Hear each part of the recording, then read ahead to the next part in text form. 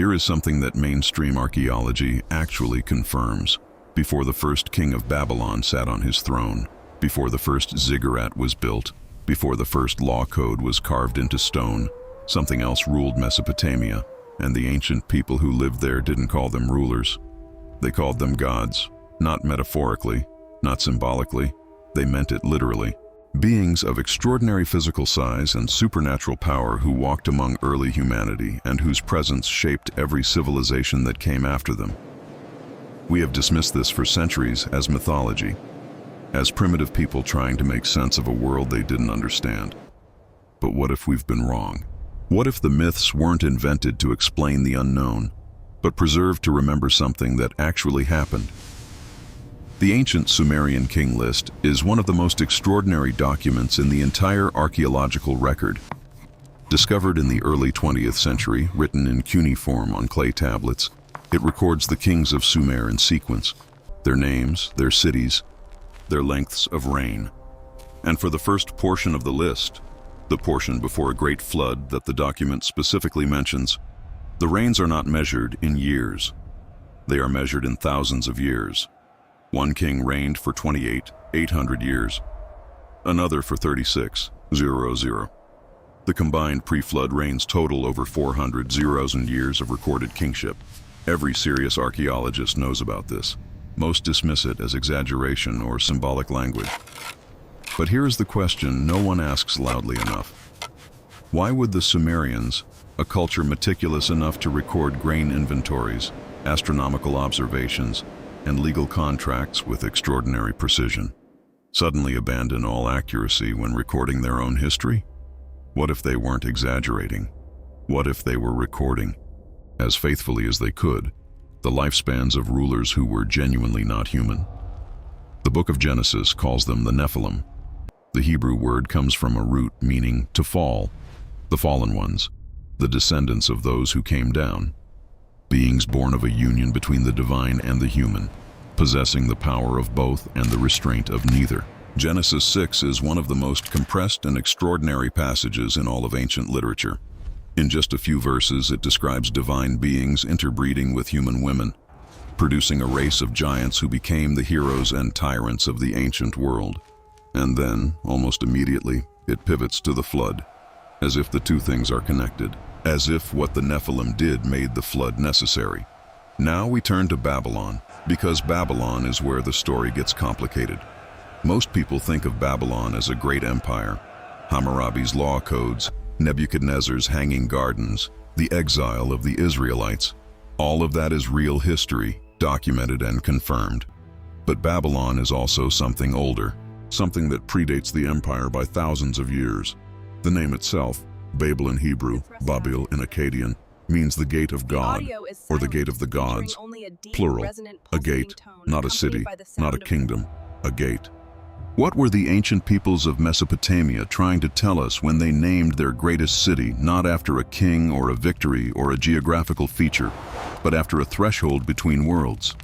The answer may lie in what was there before Babylon was Babylon. Because the site of ancient Babylon sits in a location that the very oldest Mesopotamian traditions describe as sacred long before any city existed there. A place associated with the presence of supernatural beings. A place where, according to the oldest layers of Sumerian myth, the boundary between the divine realm and the human world was thinner than anywhere else on Earth. A gate, and if there was a gate, something had to be on the other side. The Nephilim didn't appear randomly across the ancient world. According to every tradition that records them, they were concentrated in specific places: the region around the Tigris and Euphrates, the lands of Canaan, the territories that would eventually become the cradle of recorded civilization, the same places where human civilization suddenly and inexplicably accelerated, where writing appeared, where mathematics appeared, where astronomy, architecture, agriculture, and law all emerged within a compressed window of time that conventional archaeology still struggles to explain. Coincidence or contact? By the time the first kings of Babylon rose to power, the human kings, the ones who measured their reigns in decades rather than millennia, the memory of what came before them was already ancient, already half forgotten. already distorted by generations of retelling into myth and legend. But the memory was there, in the names they chose for their cities, in the rituals their priests performed, in the laws their kings enacted, laws that in many cases mirror, almost exactly, the behavioral codes that the Book of Enoch describes the Nephilim as violating. Laws written perhaps to prevent something from happening again, something that had already happened once, before the kings, before Babylon, before the flood that reset everything. The giants were here, and now we need to talk about what they actually built. There is a structure in southern Turkey that has permanently changed the way archaeologists think about prehistoric humanity. It is called Göbekli Tepe, and it is impossible. Not impossible in the casual sense, impossible in the precise, technical, peer-reviewed sense. The structure was built approximately 12,000 years ago, confirmed by multiple independent carbon dating tests. Its construction required the quarrying, transport, and precise placement of stone pillars, weighing between 10 and 20 tons each. Its layout demonstrates sophisticated astronomical knowledge. Its carvings show artistic ability that rivals work produced thousands of years later. It was built, according to the conventional archaeological timeline, by hunter-gatherers who had not yet invented agriculture, who had no organized society, who were supposedly just barely surviving. No one has a satisfying explanation for how it was built, or why. But here is the detail that almost no one talks about. Göbekli Tepe sits in the precise geographical region that the Book of Enoch identifies as the territory of the Nephilim, within 100 miles of Mount Hermon, the mountain where, according to Enoch, the Watchers first descended to Earth. That may be coincidence, or it may be the first piece of evidence, because Göbekli Tepe is not unique. It is the most dramatic example of a pattern that appears across the entire ancient world, a pattern of megalithic construction that predates every civilization we officially recognize, that demonstrates knowledge and capability that those civilizations should not have possessed, and that is concentrated with suspicious consistency in the region's ancient texts associate with the presence of supernatural beings. Sacsayhuaman in Peru, Pumapunku in Bolivia, the ancient megalithic temples of Malta, the underwater structures at Yonaguni in Japan, the pre-dynastic monuments beneath the sands of Egypt. All of them share the same impossible characteristics.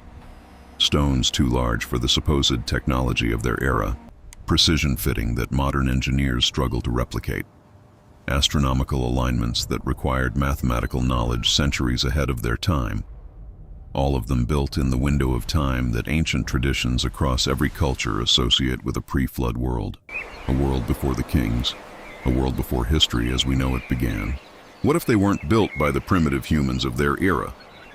What if they were built or directed by the Nephilim? Consider what the Book of Enoch actually describes. The knowledge the Watchers transferred to their offspring and to early humanity wasn't abstract, it was practical. Engineering, metallurgy, architecture, the cutting of stone, the working of metals, the understanding of natural forces. Specifically the kind of knowledge you would need to build structures like Göbekli Tepe, like Sacsayhuaman, like the megalithic monuments that dot the ancient world like a constellation of impossible achievements. Now let's talk about the Tower of Babel, because the Tower of Babel has its own impossible story. Most people treat it as pure mythology, a morality tale about human arrogance, but the Book of Genesis describes it with peculiar specificity. The builders used fired brick rather than stone. They used bitumen for mortar. These are precise construction details, not symbolic language. This is someone recording an actual building method, and the stated goal of the tower is extraordinary. Genesis says the builders intended to reach the heavens, to make a name for themselves that would last forever, to build something that would prevent them from being scattered across the earth. That is not the goal of a religious ritual. That is the goal of a civilization asserting permanent dominance. Who would build something like that? And who would have the knowledge and the power to actually attempt it? The Nephilim were, by every ancient account, beings of extraordinary physical capability. Their physical scale made architectural projects of massive ambition not just possible but natural. And here is what conventional history consistently overlooks. The city of Babylon and the surrounding Mesopotamian region show evidence. in their very oldest layers of construction techniques and urban planning sophistication that appears suddenly, fully formed, with no developmental period, no primitive early phase, no gradual improvement. It arrives complete, as if whoever was directing the construction already knew exactly what they were doing, as if they had done it before. The Sumerian concept of the me, the divine laws or gifts that civilization was built upon, describes a specific set of cultural technologies: kingship, priesthood, writing, music, craftsmanship, all of them described as gifts from the divine realm to humanity, not developed by humanity, given to humanity. By whom? The Anunnaki, the great gods of Sumerian tradition, are described in terms that match the Nephilim with uncomfortable precision. Beings of enormous physical scale who descended from the sky, who created or modified humanity, who taught the arts of civilization, who eventually became tyrants, who were connected to a catastrophic flood, different culture, different language, same story. And always, underneath the myth, the same disturbing suggestion. The great achievements of early Babylon, its laws, its astronomy, its architecture, its agricultural systems, did not arise from human ingenuity alone. They were inherited from something that came before, something that built impossible structures across the ancient world, transferred its knowledge to the civilizations that came after it, and then disappeared, or was made to disappear. Because the Nephilim did not simply fade away. They did not grow old and die peacefully. They did not evolve gradually into the human populations around them. They did not retreat quietly into legend. According to every ancient source that records them, the age of the Nephilim ended in violence. Catastrophic, world-shaping, civilization-ending violence. The question history has never properly answered is, who or what had the power to end them? The Book of Enoch is specific. 4 archangels are dispatched: Michael, Gabriel, Raphael, Uriel, each given a specific assignment. Raphael is told to bind the watcher Azazel, the one who taught the secrets of weapons and war, hand and foot, and cast him into darkness. Gabriel is sent to destroy the offspring of the watchers from among the humans, the Nephilim themselves. Michael is tasked with binding the remaining watchers until the day of judgment. This is not a metaphor. This is a military operation, a coordinated, multi-front campaign against a specific enemy, carried out by specific commanders, with specific objectives. The Book of Enoch reads, in this section, less like mythology and more like a military briefing. But here is what makes this extraordinary. The Nephilim, by this point, were the dominant military power on Earth. They had access to weapons technology that the Book of Enoch describes as generations beyond anything else available. They had physical capabilities that no human army could match. What could possibly have defeated them? The divine intervention described in Enoch, the archangels, the binding, the judgment, could be understood literally, as supernatural beings intervening directly in human history. Many scholars of ancient texts believe this is exactly what happened. But there is another possibility, one that brings Babylon back into the center of the story.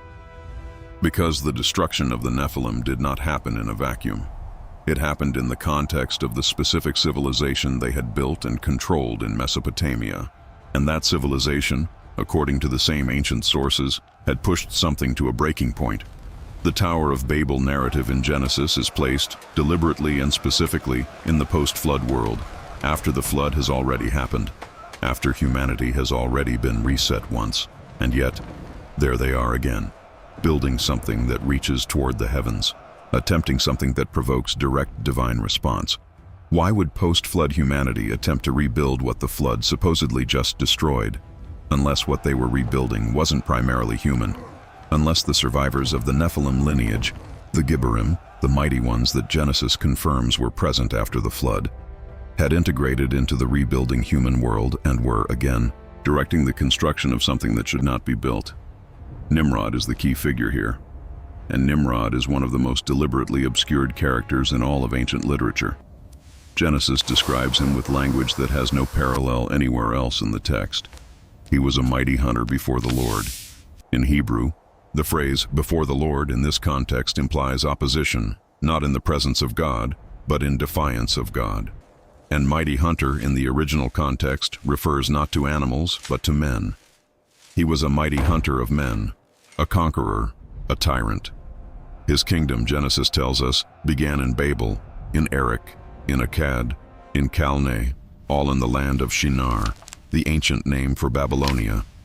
The ancient Jewish historian Josephus writes that Nimrod was the builder of the Tower of Babel, that he deliberately concentrated humanity in one place to prevent the divine dispersion that had been commanded, that he was explicitly in rebellion against the divine order.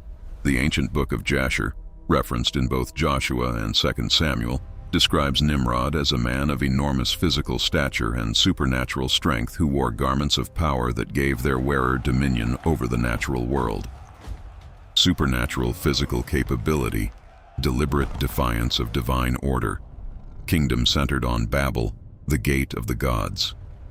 Is Nimrod a human king? Or is he the last of the Nephilim line?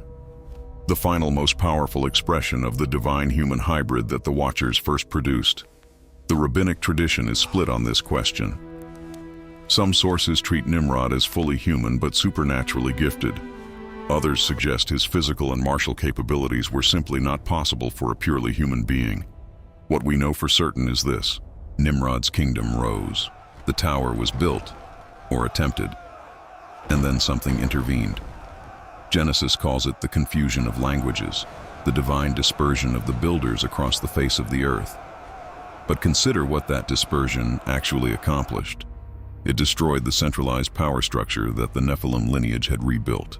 It scattered the population so that no single point of accumulated Nephilim-descended power could dominate the entire human world again. It did, in effect, what the flood had done, but more surgically. Rather than destroying the world, it dismantled the structure. The giants who ruled before kings did not simply lose power through the ordinary processes of history. They were, systematically and deliberately, removed from power. Twice, the flood, then Babel, and after Babel, the Nephilim as a dominant civilization were effectively finished, scattered, integrated, diminished, their concentrated power broken forever. But their legacy was not finished, because the knowledge they carried, the weapons, the astronomy, the architecture, the understanding of natural forces, did not disappear with them.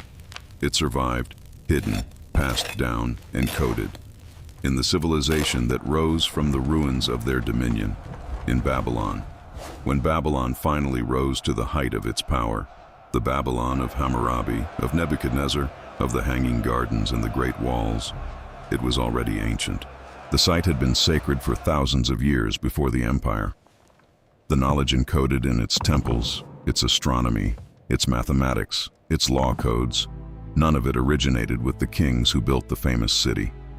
All of it was inherited, preserved, maintained by a priestly tradition that traced its authority back to the very beginning of Mesopotamian civilization, back to before the kings, back to the giants.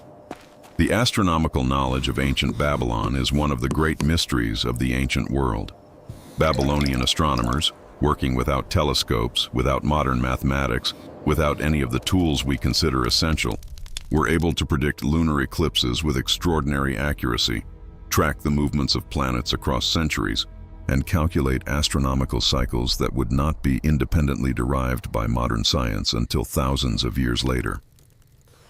The Saros cycle, the 18-year eclipse prediction cycle that Babylonian astronomers used with remarkable precision, requires centuries of careful, systematic observation to identify. It cannot be derived theoretically. It can only be discovered through long-term data collection.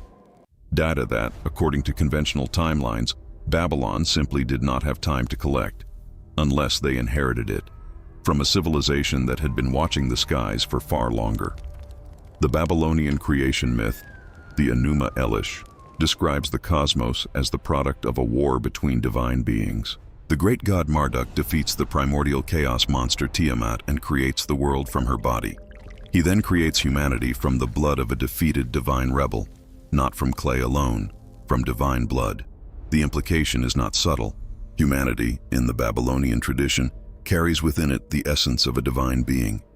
It is hybrid by nature, part cosmic, part mortal, created to serve, but carrying within itself the seed of something greater. This matches the Nephilim narrative with striking precision. The crossing of divine and human is not an accident in the Babylonian worldview. It is the foundational act of creation. And the priestly class of Babylon, the astronomers, the diviners, the keepers of the astronomical records, understood themselves as the custodians of this hybrid knowledge. Knowledge that came from above, knowledge that was not human in origin. The ziggurat, the great stepped temple that dominated every Babylonian city, was not primarily a religious monument in the way we understand that term. It was an interface, a physical structure designed to facilitate contact between the human and the divine realm. Its very architecture was a ladder, echoing Jacob's ladder, echoing the Tower of Babel, echoing the mountain where the watchers descended. A gate. Always a gate. The ancient Babylonian concept of the Apkallu, the seven sages who brought civilization to humanity before the flood, describes beings who were half divine, half human, and who carried with them the complete knowledge of the cosmos. They are depicted in ancient art with distinctive appearance, large figures, sometimes shown with wings, always associated with the transmission of sacred knowledge. Seven sages. Seven transmitters of pre-flood knowledge to post-flood humanity. The Book of Enoch describes specific watchers transmitting specific knowledge to the Nephilim and through them to humanity. The numbers and the function are different, but the structure is identical. And here is where the story reaches its most unsettling conclusion. Babylon was destroyed multiple times by the Assyrians, by the Persians, eventually by the forces of history itself, until nothing remained but ruins in the Iraqi desert. But Babylon's knowledge was not destroyed with it. The priestly tradition of Babylon, its astronomical records, its mathematical systems, its cosmological understanding, its ritual practices, was deliberately preserved and transmitted to Greece, where it became the foundation of Western philosophy and science, to Alexandria, where the greatest library in the ancient world collected and maintained it, to the Islamic scholars of the medieval period who preserved it when Europe forgot, to the Renaissance philosophers who rediscovered it and built modernity on its foundation. Every major civilization that rose after Babylon acknowledged explicitly that it was building on Babylonian knowledge, and Babylon acknowledged explicitly that it was building on knowledge that predated it. Knowledge given to humanity by beings who were not human. The chain of transmission goes: the Nephilim receive knowledge from the Watchers. The Nephilim transmit it to the pre-flood world. The pre-flood world is destroyed, but the knowledge survives in Babylon. Babylon is destroyed, but the knowledge survives in Greece and Alexandria. Alexandria burns, but the knowledge survives in the Islamic world. The Islamic world transmits it to Europe. Europe builds modernity. We are, right now, living in a civilization whose intellectual foundations trace directly back to Babylon, and Babylon's foundations trace back to the giants who ruled before the kings. The Nephilim did not disappear. They were scattered, diminished, integrated. Their physical dominance ended at Babel, but their knowledge, the forbidden sciences of the Watchers, the astronomical understanding that required centuries to accumulate, the mathematical systems that built the ziggurats and would eventually build our cities, that knowledge never stopped moving. It is still moving. It is in the mathematics your phone uses to navigate, in the astronomical calculations that put satellites in orbit, in the legal systems that govern every nation on Earth, systems whose oldest, traceable roots lead back to Hammurabi, whose own roots lead back to something far older. The giants who ruled before kings are gone, but everything they knew is still here, hiding in plain sight, in every city we have ever built in their shadow.